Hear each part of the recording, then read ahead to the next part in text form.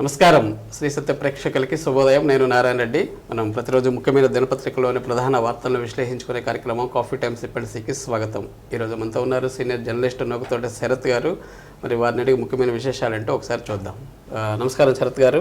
Good morning. Very good morning and welcome to coffee time. మంచు బాగా ఉంది బయట. ఒకసారి హెడ్లైన్ చూద్దాం, తర్వాత మనం ప్రకాశం డిస్టిక్ న్యూస్కి వెళ్దాం.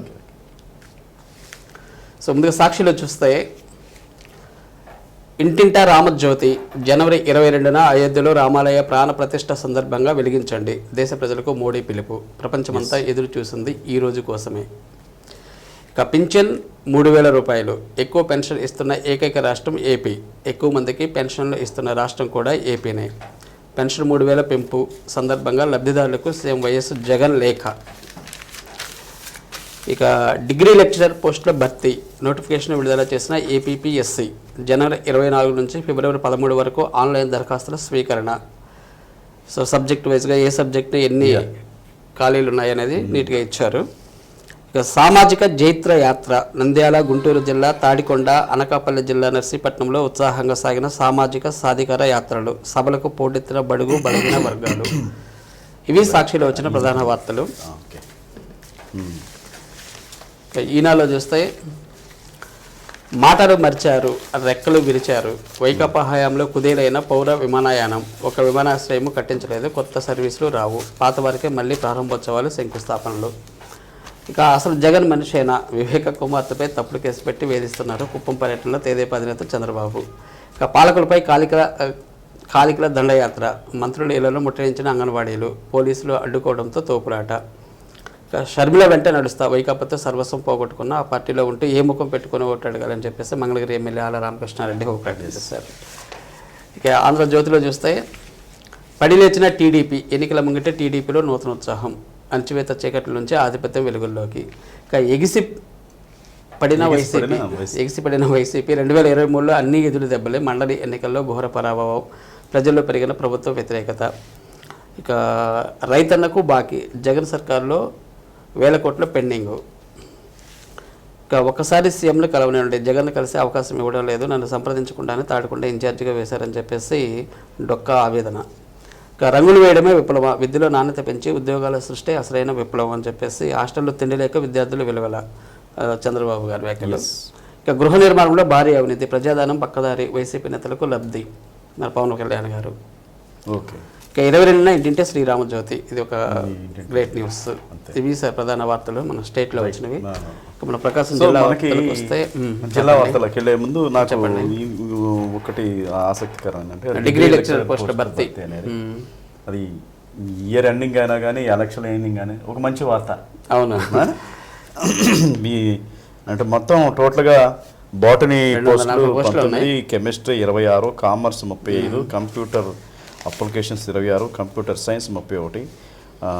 టోటల్గా group 1 politics junior lecturer post భర్తీ చర్య తీసుకుంటున్నామని ఏపీఎస్సీ తాజాగా చెప్పింది.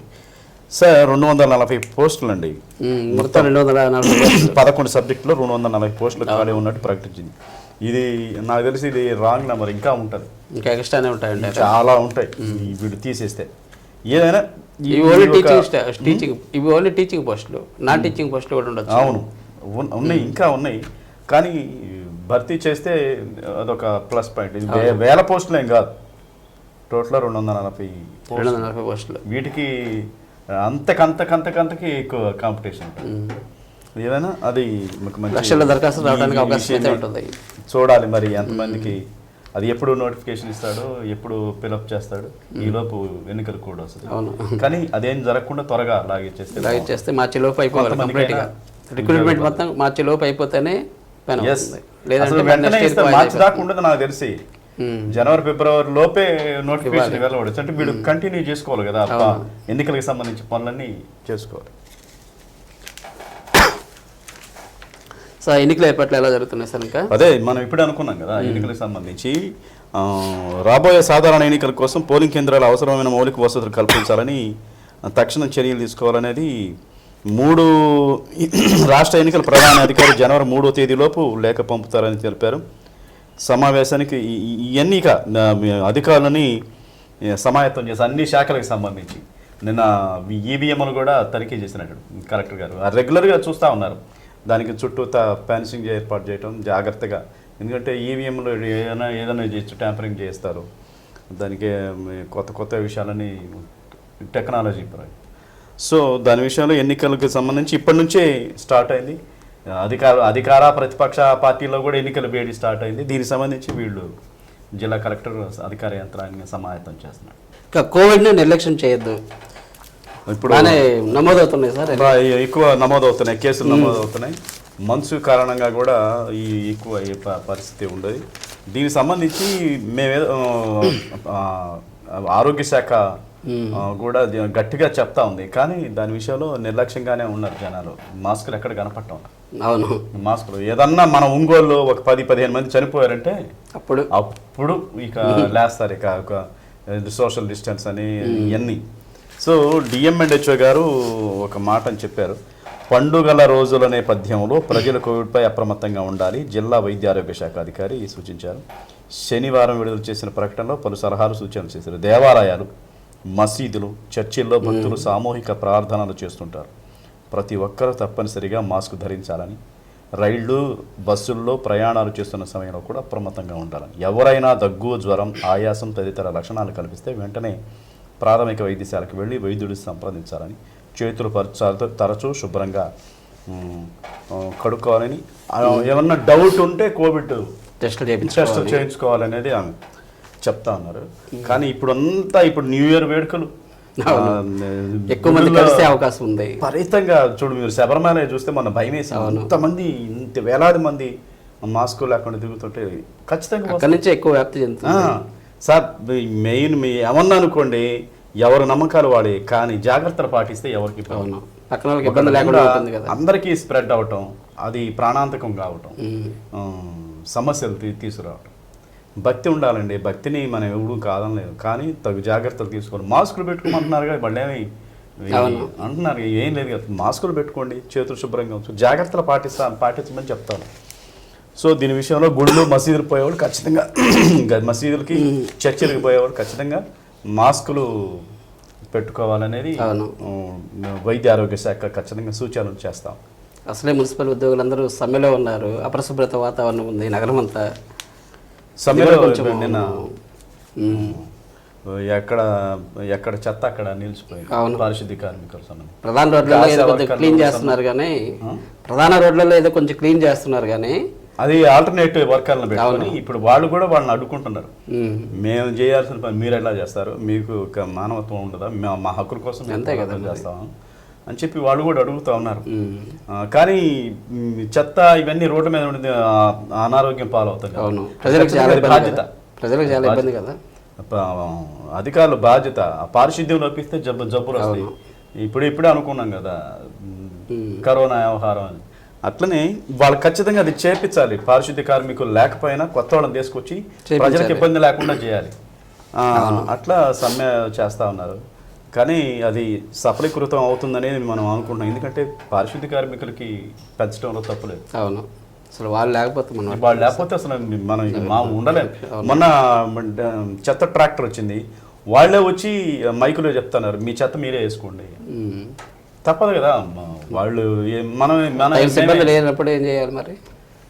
వాళ్ళు ట్రాక్టర్లు తీసుకొస్తారు సార్, ట్రాక్టర్ తీసుకొచ్చి వాళ్ళు వచ్చి మన చెత్తగా మన ఇంట్లో లేదు మనం వేస్తే తప్పులేదు. కానీ ఈ సమ్మెలో ఉన్నారు కదా, ఆల్టర్నేట్ కూడా చేయలేకపోతున్నారు. కొన్ని చోట్ల గొడవలు జరుగుతున్నాయి. ఒంగోలు చాలా చోట్ల కార్మికులకి కొత్తగా అంటే వాళ్ళు కాంట్రాక్ట్గా వచ్చిన వాళ్ళకి వీళ్ళకి గొడవ, ప్రజెంట్ వర్క్ చేసే వాళ్ళకి ప్రజెంట్ కూలికి రోజు వాళ్ళ ఆడుదాం ఆంధ్ర ఎలా జరుగుతుంది సార్? ప్రభుత్వం అయితే ప్రతిష్టాత్మకంగా నిర్వహిస్తాం సార్ ఆడుదాం ఆంధ్ర. చాలా చోట్ల అన్ని మండలాల్లో ఈ కార్యక్రమం జరుగుతోంది. నిన్న అల్లూరులో, మార్కాపురంలో, పామూరు, ఒక చోట కాదు టోటల్గా దర్శిలో అన్ని ప్రోగ్రామ్స్ నడుస్తూ ఉన్నాయి. ఇదొక మంచి వాతావరణం. రేపు సంక్రాంతి దాకా ఇది నడుస్తూ ఉంటే గ్రామాల్లో ఒక పండుగ వాతావరణం, అందరూ ఒక చోట చేరతారు, హ్యాపీగా ఉంటుంది. క్రీడలు అనేది మానసిక వికాసానికి, శారీరక దారుడానికి ఖచ్చితంగా ఉపయోగపడతాయి సార్. ఇది ఒక మంచి కార్యం, కానీ పర్ఫెక్ట్గా నిర్వహిస్తే దీన్ని బాగుంటుంది. కొన్ని చోట్ల ఈ పిఈటీలు లేక పరిస్థితి కొన్ని చోట్ల సమన్వయ లోపం. ఇంకా కొంచెం కూడా ఎగ్జామ్స్ టైం అయ్యి కొంచెం ఎక్కువ మంది విద్యార్థులు కూడా పాల్గొనలేని పరిస్థితి. అవును, పైగా 10th ఎగ్జామ్స్ వస్తాయి, వాళ్ళు 10th ఇంటర్మీడియట్ టీచర్స్ పెద్ద సమస్య అయిపోతుంది. అవును, సో మంచి కార్యక్రమం కదా కార్యక్రమం అయితే మంచిదే, కానీ సమయమే కొంచెం ముందుగా పెట్టుంటే బాగుండేది.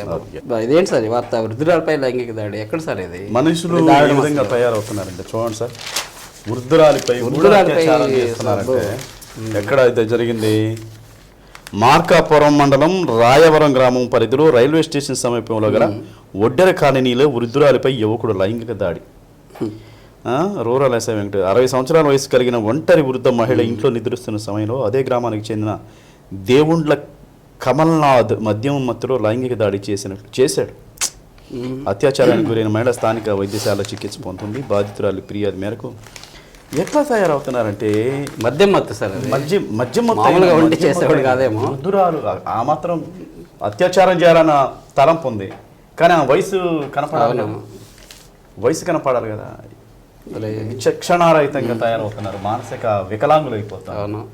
ఇటువంటి వాళ్ళని ఖచ్చితంగా ఏ విధంగా చట్టాలకి లోబడి అయిన చట్టానికి యువతలకు వచ్చి కూడా ఇటువంటి వాళ్ళని శిక్షించాలి. అవును, ఎందుకంటే ఈ వృద్ధురాలు తల్లి 60 సంవత్సరాల వృద్ధురాల మీద అత్యాచారం ఎలా చేయాలనిపిస్తుంది? చిన్న పిల్లల మీద, పుట్టిన 6 నెలల పిల్లల మీద కూడా అత్యాచారాలు చేస్తారంటే ఇంత దారుణం. సో అదే సేమ్ ఇంకోటి మనం కఠినమైన చట్టాలు ఉండాలి. అబ్బాబా స్పాట్లోనే చూడండి, 60 సంవత్సరాలు అమ్మమ్మ వయసురాల మీద దాడి చేయడం. ఓకే, ఇక ఉపాధ్యాయులు చిత్తకబద్దిన విద్యార్థులకు అసభ్యంగా మెసేజ్లు పెడుతూ ఒంటరిగా ఉన్న సమయంలో వారిపై చేతులు వేస్తూ ఇబ్బందులకు గురి చేస్తున్నాడని ఒక ఉపాధ్యాయుడిని గ్రామస్తులు చితకబాదారు. అనంతరం పాఠశాలకు రావద్దంటూ బయటకు నెట్టేసిన ఘటన ఆలస్యంగా ఆదివారం తెల్లబాడు జిల్లా పరిషత్ ఉన్నత పాఠశాలలో గణిత ఉపాధ్యాయుడిగా పనిచేస్తున్న ప్రసాద్ అనే ఉపాధ్యాయుడు పాఠశాలలో చదువుతున్న విద్యార్థులతో అసభ్యంగా ప్రవర్తిస్తూ వారికి మెసేజ్లు పెడుతున్నాడని ఆ విద్యార్థిని తల్లిదండ్రులు బంధువులు ఆగ్రహించారు. ఇదంటే పోలీసులు ఫిర్యాదు చేశారట. మరి అసలు రాత సార్ పేరెంట్స్కి టీచర్స్ మీద ఎలా పంపించారు? పేరెంట్స్ ఏ విధంగా ఎటువంటి ఉపాధ్యాయులు ఉంటారు సార్? పిల్లలు అక్కడ గుడి తర్వాత ఇల్లు తర్వాత గుడి తర్వాత అంత పవిత్రమైనది బడి రక్షణ. అటువంటి తండ్రి తర్వాత తండ్రి లాంటి వాడు ఉపాధ్యాయులు పిల్లల పట్ల ఎలా ఉండాలండి? చాలా మంది ఇలా తయారయ్యారు సార్. కొత్త వాళ్ళు యంగ్స్టర్స్ వస్తున్నారు, వాళ్ళకి ఏమి నైతిక విలువలు లేవు. ఉపాధ్యాయులు చెప్పాల్సిన నైతిక విలువలే కదా, నైతిక విలువలు. అటువంటి వాళ్ళని ఇట్లా చేస్తుంటే ఇటువంటి వాళ్ళని చాలా జరుగుతా ఉన్నాయి. అవును, ఖచ్చితంగా చూస్తున్నా కానీ అయినా కానీ మారట్లేదు. ఇక గిరిజన గూడెల్లో పర్యటన అంటే ఎవరు సార్ వీళ్ళు? ఎందుకు పర్యటించారు?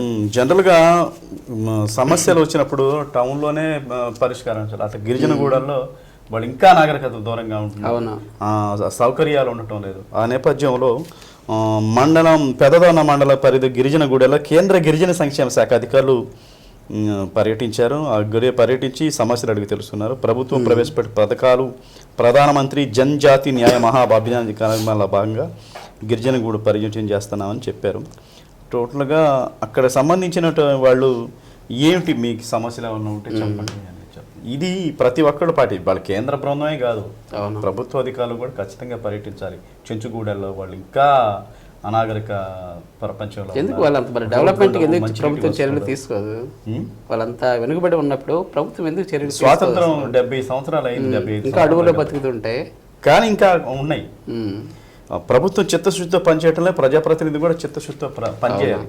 అటువంటి చోట ఇంకా వెనకబడే ఉన్నారు. వాళ్ళకి మీరు ఇంకా ఏదన్నా జబ్బు వస్తే బాలింతలో గర్భిణీలు వస్తే జోలి దాన్ని ఏమంటారు, జోలి పట్టుకొని ఇంకా రావాలని పరిస్థితి. రోడ్లు తీసుకొని మంచినీటి వసతి ఉండదు. ముందు వాటి మీద కేంద్రీకరించాలి. అటువంటి వాళ్ళు బాగుంటేనే కదా కనీస సౌకర్యాలనే కల్పించాలి. ఇక మంత్రి ఇంటి ముట్టడి నిన్నంతా బాగా ఉద్రిక్తత వాతావరణం నెలకొందండి. వీళ్ళు ఆశా వర్కర్లు పెరుగుతుంది దాని తీవ్రత. ఆశా వర్కర్లు, సర్వశిక్ష అభియాన్ వాళ్ళు, అంగన్వాడీలు, మున్సిపల్ సిబ్బంది వీళ్ళందరూ సమ్మెలో ఉన్నారు. నేపథ్యంలో చాలా చోట్ల ఆశా వర్కర్లు అంటే గర్భిణీలకి వాళ్ళకి చిన్నపిల్లలకి పౌష్టికాహారం అందించేవారు. సర్వశిక్ష అభియాన్ అంటే వాడు 12,000 15,000 లోపే చేస్తాం. వాళ్ళు కూడా పర్మినెంట్ చేయాలని. ఇప్పుడు ఎలక్షన్ ఇయర్ కాబట్టి ప్రభుత్వం దిగి వచ్చి వాళ్ళకి ఎంత కొత్త చూపించిందని వీళ్ళ ఆశ. అవును. ఈ నేపథ్యంలో నిన్న ఆదిమూలం సురేష్ మార్కాపురంలో అంగన్వాడీ 11 రోజులుగా సమ్మె చేస్తున్నప్పుడు ప్రభుత్వం నిమ్మక నీరెత్తి నుంచి వ్యవహరించడంతో మార్కాపురం మంత్రి ఆదిమూలం సురేష్ ఇంటిని ముట్టడించారు. సంతపేటలో ఆయన క్యాంప్ కార్యాలయం కూడా. అవును. అక్కడ కూడా కొంచెం బాగా ఉద్రిక్త వాతావరణం తెలుసుకుంది. అంగన్వాడీలు వాళ్ళు ఏదైనా కానీ రాష్ట్ర వ్యాప్తంగా వాళ్ళ తీవ్రంగానే దీని విషయంలో ఇంకా తీవ్రతరం అయ్యేటట్లు ఉంది. ప్రభుత్వం కూడా దాని విషయంలో పెద్దగా పట్టించుకోవట్లేదు. ప్రభుత్వం వాళ్ళ ఆవేశం చల్లార్చి వాళ్ళకి సమస్యను పరిష్కరించే విధంగా పనిచేస్తుందని మనము ఆశిద్దాం.